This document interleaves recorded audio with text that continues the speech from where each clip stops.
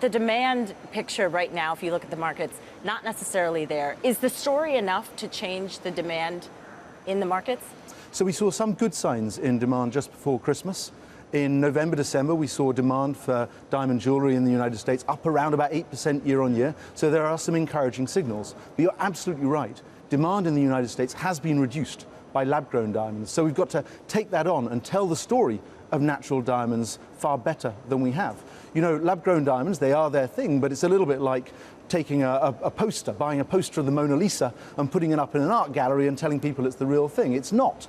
A natural diamond is created over 1 billion years under the surface of the Earth, whereas a lab-grown is created in a microwave in China in 3 weeks. How much capital, though, is it going to take to actually offset really, I mean, how much weight, really, lab-grown diamonds are carrying right now in the market?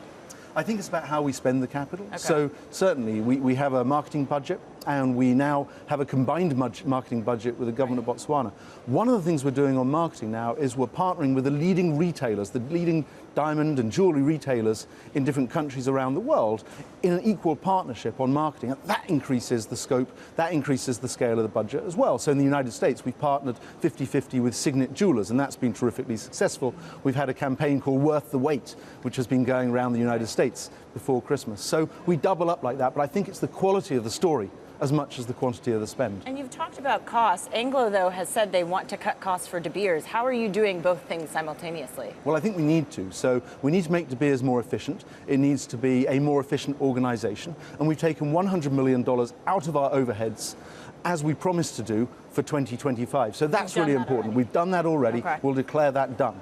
Now, that enables us to spend more money on the things that make a difference, which is what we do in places like Botswana and how we spend our money on marketing and how we create desire for natural diamonds going forward. So I think the two work together. Al, you talk about the U.S. demand showing encouraging signs. What about China? That's a very important market for you.